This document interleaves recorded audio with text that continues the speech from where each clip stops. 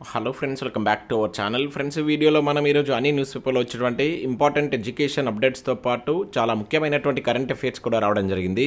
ఈరోజు అయితే చాలా ఇంపార్టెంట్ కరెంట్ అఫైర్స్ ఉన్నాయి. వీడియోని ఎక్కడ స్కిప్ చేయకుండా ఎండ్ వరకు చూడండి.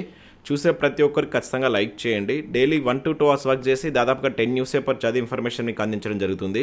చాలామంది చూస్తున్నారు కానీ లైక్ చేయట్లేదు. ఖచ్చితంగా లైక్ చేయండి. వీడియోకి అయితే నేను 2000 లైక్స్ ఎక్స్పెక్ట్ చేస్తున్నాను.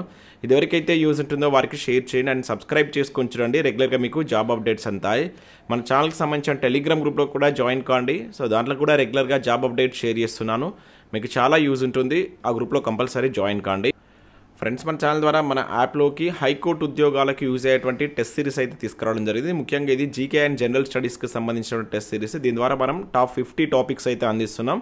గత ప్రీవియస్ పేపర్స్ను పరిశీలించిన తర్వాత మనం ఒక 50 టాపిక్స్ తీసి దానిపైన ఒక్కొక్క టాపిక్ పైన 20 క్వశ్చన్స్ తోటి మీకు టెస్ట్ సిరీస్ అయితే అందించడం జరుగుతుంది. మీకు అన్ని ఉద్యోగాలకు అయితే యూజ్ అవుతుంది. డిస్ట్రిక్ట్ కోర్ట్స్ కావచ్చు, హైకోర్టు ఉద్యోగాలకు యూజ్ అవుతుంది. ప్రశ్నలు తెలుగు అదేవిధంగా ఇంగ్లీష్ మీడియంలో ఉంటాయి. ప్రతి ప్రశ్నకు ఎక్స్ప్లెనేషన్ ఉంటుంది. అండ్ మనం మంత్ వైజ్గా టాప్ 100 బిట్స్కి సంబంధించిన కరెంట్ అఫైర్ టెస్ట్ సిరీస్ కూడా తీసుకొస్తున్నాం. ఆల్రెడీ జనవరి ఫిబ్రవరి మంత్కి సంబంధించినటువంటి కరెంట్ అఫైర్ టెస్ట్ సిరీస్ కూడా ఉంది. మార్చికి సంబంధించినటువంటి అప్డేట్ కూడా 2 or 3 డేస్లో మనం తీసుకురావడం జరుగుతుంది. ఇంకా అదే కాకుండా ఎస్ఐ కానిస్టేబుల్ కావచ్చు and forest beat officer and group 2 group 3కి యూజ్ అయ్యేటువంటి లాంగ్ టర్మ్ బ్యాచ్ అనేటువంటి జస్ట్ మనం 299 రూపీస్కి అందిస్తున్నాం. ఇంకా అదే కాకుండా అర్థమెటిక్ రీజనింగ్ సంబంధించినటువంటి కోర్స్ కావచ్చు అండ్ జనరల్ ఇంగ్లీష్ సంబంధించిన కోర్స్ కూడా 99 రూపీస్కి ఉంది. ఒకసారి యాప్ డౌన్లోడ్ చేసుకొని చెక్ చేయండి. నచ్చినట్లయితే కోర్స్ తీసుకోండి. ఫ్రెండ్స్, ఈరోజు అప్డేట్స్ కనుక చూసినట్లయితే మనకి ఇక్కడ ఫస్ట్ అప్డేట్ వచ్చేసి మనకు రైల్వే శాఖ నుంచి మరొక నోటిఫికేషన్ అయితే రిలీజ్ కావడం జరిగింది. సో ఇక్కడ చూసినట్లయితే నిరుద్యోగులకు గుడ్ న్యూస్ అని చెప్పి చూడవచ్చు. మనకు రైల్వే శాఖ నుంచి 9,970 అసిస్టెంట్ లోకో పైలట్ ఉద్యోగాలకు సంబంధించినటువంటి నోటిఫికేషన్ అయితే రిలీజ్ చేయడం జరిగింది. దీనికి సంబంధించి మీరు 10th క్లాస్తో పాటు ఐటీఐ లేదా ఇంజనీరింగ్ డిప్లొమా లేదా డిగ్రీ పూర్తి చేసినటువంటి అభ్యర్థులు అప్లై చేసుకునే విధంగా ఈ నోటిఫికేషన్ అయితే ఉంది. ఏప్రిల్ 10 నుంచి ఆన్లైన్లో అప్లై చేసుకోవాల్సి అయితే ఉంటుంది. మే 9th వరకు అయితే లాస్ట్ డేట్ ఇచ్చారు.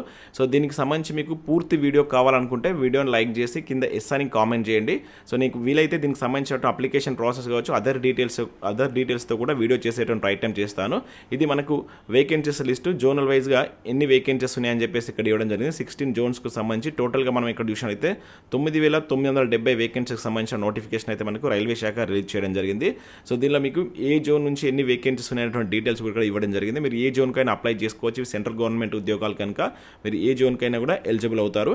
సో దీనికి సంబంధించి మీకు పూర్తి వీడియో కావాలనుకుంటే లైక్ చేసి కింద కామెంట్ చేయండి. నేను వీలైతే ఈవినింగ్ వరకు దీనిపైన మీకు పూర్తి వీడియో అందించేటువంటి ప్రయత్నం చేస్తాను. నెక్స్ట్ ఇక్కడ న్యూస్ పేపర్లో వచ్చిన అప్డేట్స్ కనుక చూసినట్లయితే త్వరలో అన్ని వర్సిటీల్లో ఖాళీల భర్తీ అని చెప్పేసి ఇక్కడ మనకి ఇవ్వడం జరిగింది. ప్రభుత్వ పాఠశాలలకు బ్రాండ్ వచ్చేలా కృషి చేస్తాం. మండలిలో మంత్రి దామోదర్ రాజనరసింహ అని చెప్పేసి ఇక్కడ జరగవచ్చు. సో కొత్త నోటిఫికేషన్ల కోసం వెయిట్ చేస్తున్న ప్రతి ఒక్కరైతే లైక్ చేయండి. ఇక్కడ చూసినట్లయితే కాంగ్రెస్ ప్రజాప్రభుత్వం విద్యారంగానికి అత్యంత ప్రాధాన్యం ఇస్తుందని 12 విశ్వవిద్యాలయాలకు వీసీలను నియమించామని 8 కొత్త జూనియర్ కాలేజీలను ప్రారంభించామని 11,000 మంది ఉపాధ్యాయులను 1,200 మంది లెక్చరర్స్ను నియమించామని వైద్య ఆరోగ్య శాఖ మంత్రి దామోదర్ రాజనరసింహ వెల్లడించినట్టు ఇక్కడ రోజు బుధవారం శాసన మండలిలో విద్యపై స్వల్పకాలిక చర్చ సందర్భంగా ఆయన మాట్లాడుతూ మహిళా వర్సిటీకి రూపాయలు 500 కోట్లు కేటాయించాం. యువతకు ఉద్యోగాలు ఉపాధి దక్కేలా విశ్వవిద్యాలయంలో కొత్త కోర్సులు ప్రారంభించాం. వర్సిటీలో ఖాళీలన్నీ త్వరలో భర్తీ చేస్తామని చెప్పేసి ఇక్కడ ప్రకటించినట్లయితే చూడవచ్చు. చాలా రోజుల నుంచి మనం న్యూస్ అయితే చూస్తున్నాం. వర్సిటీలో చాలా వేకెన్సీ అయితే ఉన్నాయి. వాటిని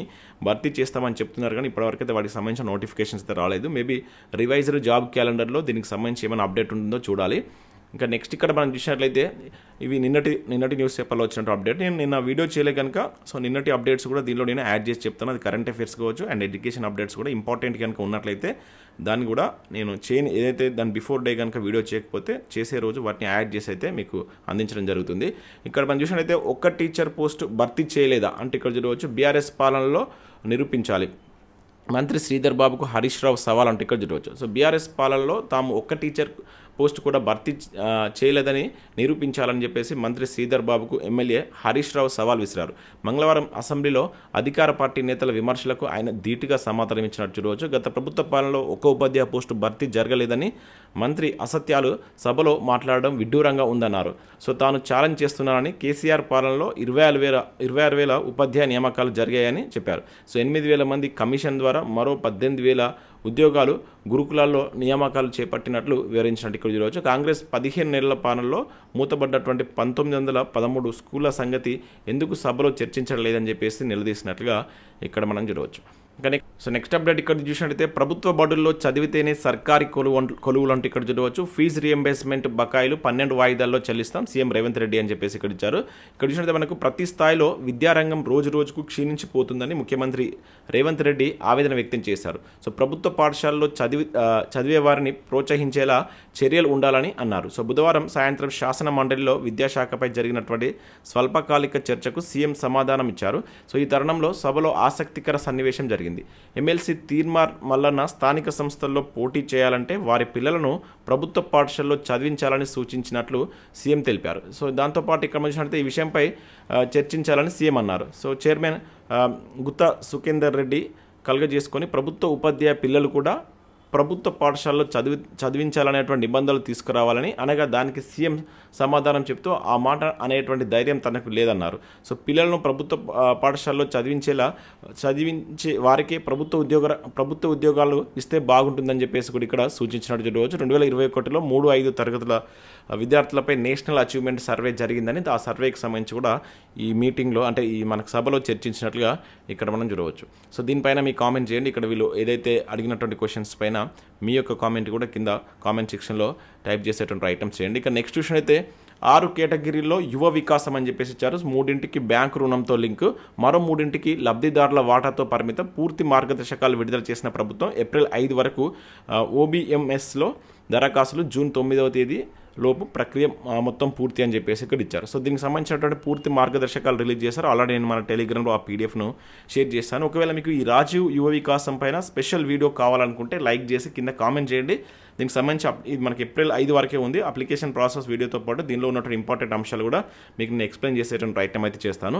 ఇక ఈనాడు ప్రతిభకు సంబంధించి కనుక చూసినట్లయితే ఇక్కడ మనకు భారతదేశ జాతీయోద్యమానికి సంబంధించిన దానిపైన కొన్ని ప్రాక్టీస్ ప్రశ్నలు ఇచ్చారు. అండ్ దాంతోపాటుగా ఎకానమీకి సంబంధించి కూడా ఆర్టికల్స్ ఇక్కడ చూడవచ్చు. అండ్ బ్యాంకింగ్ ఎగ్జామ్ సంబంధించినటువంటి రీజనింగ్ సంబంధించినటువంటి కొన్ని ప్రాక్టీస్ ప్రశ్నలు కూడా ఇచ్చారు. సో వీటిని మీరు డౌన్లోడ్ చేసుకొని చూసేటువంటి ప్రయత్నం చేయండి. సో నెక్స్ట్ మనం కరెంట్ అఫైర్స్ చూద్దాం. చాలా ముఖ్యమైన కరెంట్ అఫైర్స్ ఉన్నాయి. స్కిప్ చేయకుండా చూడండి, ఖచ్చితంగా లైక్ చేయండి. ప్రతిరోజు మీకు ఎడ్యుకేషన్ అప్డేట్స్ విధంగా కరెంట్ అఫైర్స్ కలిపి అయితే అందిస్తున్నాను. మీ నుంచి సపోర్ట్ ఉండాలి. లైక్ చేసి మీ మిత్రులకు షేర్ చేయండి. నిన్నటి కరెంట్ అఫైర్స్ కూడా దీంట్లో యాడ్ చేశాను. సో అది గమనించండి. చాలామంది నిన్న వీడియో చేయలేదని చెప్పేసి కామెంట్ చేశారు. ఆ అప్డేట్స్ కావచ్చు, కరెంట్ అఫైర్స్ కూడా ఇక్కడ యాడ్ చేశాను. అండ్ అదేవిధంగా ఇన్స్టా పేజ్ని ఫాలో కండి. దానిలో నేను రెగ్యులర్గా నిన్న 3 or 4 పోస్టులు పెట్టాను. కరెంట్ అఫైర్స్, జనరల్ స్టడీస్, ఇట్లా రకరకాల ఇంపార్టెంట్ ఇన్ఫర్మేషన్ అంతా నేను అక్కడ ఆ పేజీలో షేర్ చేస్తున్నాను. మీరు తప్పక ఇన్స్టా పేజ్ని అయితే ఫాలో కండి, మీకు చాలా యూస్ఫుల్గా ఉంటుంది. ఇక నెక్స్ట్ విషయం అయితే నీతి ఆయోగ్ సభ్యుడిగా రాజీవ్ గాబా నియామకం అంటే ఇక్కడ మనం చూడవచ్చు. సో కేంద్ర క్యాబినెట్ మాజీ కార్యదర్శి రాజీవ్ గాబా నీతి ఆయోగ్ పూర్తికాల సభ్యుడిగా అయితే నియమితులు కావడం జరిగింది. ఈ మేరకు మంగళవారం అధికారిక ప్రకటన కూడా చేస్తారు. ఇది గుర్తుంచుకోండి. సో మనకు ఇప్పుడు నీతి ఆయోగ్ సంబంధించి ప్రజెంట్ ఎవరు చైర్మన్గా ఉన్నారు దానికి సంబంధించిన డీటెయిల్స్ కింద మీరు కామెంట్ చేయండి. ఆల్రెడీ మనం ప్రీవియస్లో దానికి సంబంధించి మనం చర్చించాం. సో నెక్స్ట్ కరెంట్ అఫైర్ ఇక్కడ చూసినట్లయితే సెపక్ తాక్రా ప్రపంచ కప్లో భారత్కు స్వర్ణం అంటూ చూడవచ్చు. భారత పురుషుల సెపక్ తాక్రా జట్టు చరిత్ర సృష్టించింది. సెపక్ తాక్రా ప్రపంచ కప్లో తొలిసారిగా మన వాళ్ళు ఈ స్వర్ణం అయితే గెలుచుకోవడం జరిగింది. ఇది గుర్తుంచుకోవాలి. పాట్నా వేదికగా అయితే జరిగినటువంటి ఈ మ్యాచ్లో జపాన్ పైన భారత్ విజయం సాధించినట్టు ఇక్కడ గుర్తుంచుకోండి. సో తొలి సెట్ కోల్పోయినటువంటి భారత్ ఆ తర్వాత బలంగా పుంజుకొని రెండో సెట్ కావచ్చు, మూడో సెట్ను గెలుచుకొని విజేతగా నిలిచిందని చెప్పేసి ఇచ్చారు. గతంలో మనం భారత్ ఈ టోర్నీకి సంబంధించి కనుక చూసినట్లయితే 3వ స్థానం సాధించిన అదే అత్యుత్తమం. ఇప్పుడు అంటే కాంస్య పథకాన్ని గెలుచుకుంది. ఇప్పుడు మాత్రం స్వర్ణ పథకం ఇదే మొదటిసారి అంట. అదేవిధంగా మహిళల జట్టు ఈ టోర్నీలో కాన్సెప్ట్ను సాధించినట్టుగా ఇక్కడ గుర్తుంచుకోండి. అవి డైరెక్ట్గా అడగవచ్చు. ఇది మొట్టమొదటిసారిగా స్వర్ణం సాధించింది కనుక ఇటువంటి వాటిపైన ఎగ్జామినర్ ఫోకస్ చేయవచ్చు, గుర్తుంచుకోండి. ఇంకా నెక్స్ట్ జేపీసీ గడువు పొడిగింపు అంటూ చూడవచ్చు. ఇంపార్టెంట్ అండి. మనం రాబోయేటువంటి పోటీ పరీక్షలో జమిలీ ఎన్నికలకు సంబంధించి కంపల్సరీ ఒక బిట్ ఉండడానికి ఛాన్స్ ఉంటుంది. చాలా చాలా ఇంపార్టెంట్. మీరు పాలిటీ పరంగా కూడా కంటెంట్ యాడ్ చేసుకుంటూ దీన్ని చదవండి. ఇక్కడ మనం చూసినట్లయితే దేశవ్యాప్తంగా ఏకకాలంలో పార్లమెంట్ దిగువ అదేవిధంగా రాష్ట్ర శాసనసభలకు ఎన్నికలు నిర్వహించడానికి ఉద్దేశించినటువంటి లోక్సభలో ప్రవేశపెట్టినటువంటి 2 బిల్లులపై అధ్యయనానికి ఏర్పాటైనటువంటి సంయుక్త పార్లమెంటరీ కమిటీ, దాన్ని మనం జేపీసీ కమిటీ అంటాం. సో దీని యొక్క గడువును లోక్సభ మంగళవారం పొడిగించింది. ఈ కమిటీ కాలపరిమితిని మనకు ఇక్కడ చూసినట్లయితే లోక్సభ తన అంగీకారం అంటే పెంచడం కోసం అంగీకారం తెలిపిందంట. సో బీజేపీ పార్లమెంటు సభ్యుడు మనకు జేసీపీ ఎవరైతే చైర్మన్గా ఉన్నటువంటి పీపీ చౌదరి, ఈ పేరు గుర్తుంచుకోవాలి. ఎవరు దీనికి సంబంధించి చైర్మన్గా ఉన్నారని చెప్పేసి నేరుగా బిట్టడానికి ఛాన్స్ ఉంటుంది. ప్రతిపాదించినటువంటి సంబంధిత తీర్మానానికి లోక్సభ ముజవాని ఓటితోటి ఆమోద ముద్ర వేసింది. సో వర్షాకాల సమావేశాల చివరి వారంతో తొలి రోజు వరకు కాలపరిమితిని పొడిగించింది. యాక్చువల్గా ఇప్పుడు ఈ ఇప్పుడు జరుగుతున్నాయి కదా సభలు, వాటికి సంబంధించి చివరి రోజు వరకు దీని యొక్క కాల పరిమితి ఉండే, దీన్ని నెక్స్ట్ వర్షాకాల సమావేశం వరకు అయితే పొడిగించారు అనమాట. ఇది గుర్తుంచుకొని 129వ రాజ్యాంగ సవరణ బిల్లు మన కేంద్రం గతంలో లోక్సభలో ప్రవేశపెట్టింది. అయితే ఈ బిల్లు రాజ్యాంగ మౌలిక స్వరూపానికి విరుద్ధంగా ఉందని చెప్పేసి దీనిపైన మనకు జేసీపీ కమిటీ అయితే తీశారు. మొత్తం 39 మంది ఎంపీలతోటి కమిటీ అయితే వేయడం జరిగింది. లోక్సభ నుంచి 27 మంది, రాజ్యసభ నుంచి 12 మంది దీనిలో సభ్యులుగా ఉన్నారు. ఇది గుర్తుంచుకొని ఇంపార్టెంట్. సో నెక్స్ట్ ఇక్కడ చూసినట్లయితే అప్పుల చిట్టాలో చిట్ట చివరన అంటూ చూడవచ్చు. రాష్ట్రాల అప్పుల్లో 24వ స్థానంలో తెలంగాణ. ఇన్నేళ్ల తెలంగాణ రుణం 4,42,298 కోట్లే. జిఎస్డిపి రుణ సమీకరణ కేవలం 26.2% అని చెప్పేసి ఇక్కడ చూడవచ్చు. ఇది గుర్తుంచుకోవాలి. 27% దాటొద్దని చెప్పేసి మనకు ఎఫ్ఆర్బిఎం యాక్ట్ తెలుపుతుంది. ఎఫ్ఆర్బిఎం యాక్ట్ ఎప్పుడు వచ్చిందని కింద కామెంట్ చేయండి. ఇదంతా మనకు సోషల్ ఎకానమీ అవుట్లుక్లో ఉన్నటువంటి ఇన్ఫర్మేషన్.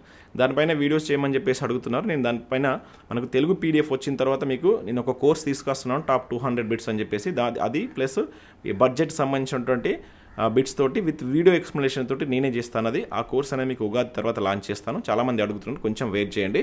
సో తక్కువ రుణాలు తీసుకున్న రాష్ట్రాల్లో తెలంగాణ 5వ స్థానంలో ఉందంట. అండ్ 15 నెలల కాంగ్రెస్ సర్కార్ చేసిన అప్పు 1,50,000 కోట్లు. లోక్సభకు వెల్లడించినటువంటి ఆర్థిక శాఖ సహాయ మంత్రి అని చెప్పేసి ఇక్కడ మనం చూడవచ్చు. సో ఇన్ఫర్మేషన్ గుర్తుంచుకోండి. ఇది మనకు సర్వేలో ఉన్నటువంటి ఇన్ఫర్మేషన్.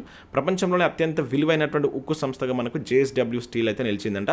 సో ప్రపంచంలోనే అత్యంత విలువైనటువంటి ఉక్కు కంపెనీగా సజ్జన్ జిందాల్ నేతృత్వంలోనే జేఎస్డబ్ల్యూ స్టీల్ నిలిచింది. ఈ కంపెనీ మార్కెట్ విలువ చూసినట్లయితే 2.58 లక్షల కోట్లు అని చెప్పేసి ఇక్కడ తెలుపుతున్నారు. ఇది గుర్తుంచుకోండి. దాంతోపాటు ఇక్కడ మారుతి సుజుకి డైరెక్టర్గా సునీల్ కక్కర్ నియమితులైనట్టు ఇక్కడ చూడవచ్చు. సో మారుతి సుజుకి ఇండియాకి సంబంధించి మారుతి సుజుకి సంబంధించి సో అదనపు డైరెక్టర్, అదేవిధంగా పూర్తికాల డైరెక్టర్గా భారతీయ అధికారి అయినటువంటి సునీల్ కక్కర్ మాతృ సంస్థ సుజుకి మోటార్ కార్పొరేషన్ అతనైతే నియమించిందట. దానికి సంబంధించి పేరు గుర్తుంచుకోండి.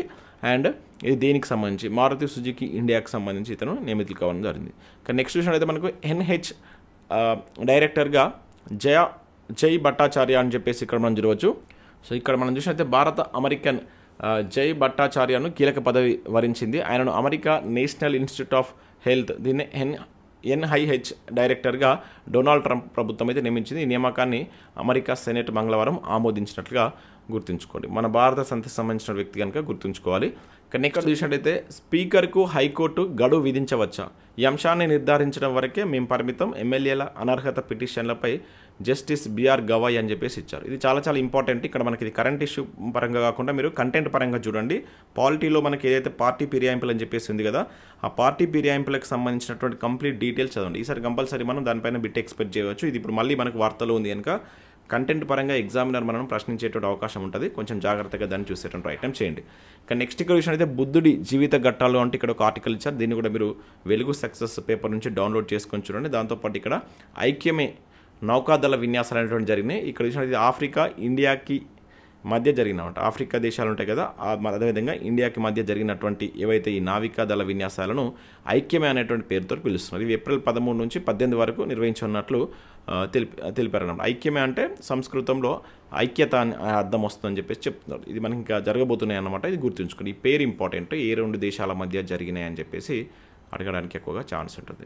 సో ఇవి మనకు వివిధ న్యూస్ పేపర్లో వచ్చినటువంటి ఇంపార్టెంట్ ఎడ్యుకేషన్ అప్డేట్స్, అదేవిధంగా కరెంట్ అఫైర్స్. వీడియో చూసిన ప్రతి ఒక్కరు కంపల్సరీ లైక్ చేసి మీ మిత్రులకు షేర్ చేయండి. అండ్ దాంతోపాటుగా మన యాప్ను డౌన్లోడ్ చేసుకోండి. మీకు చాలా యూస్ఫుల్ ఇన్ఫర్మేషన్ ఉంది. తక్కువ ప్రైస్ తోటి మనం మంచి కోర్స్ అయితే అందిస్తున్నాం. ప్రతి ఒక్కరు కంపల్సరీ డౌన్లోడ్ చేసుకొని చెక్ చేసిన తర్వాత నచ్చితే కోర్స్ అయితే తీసుకోండి. Thanks for watching. Thank you.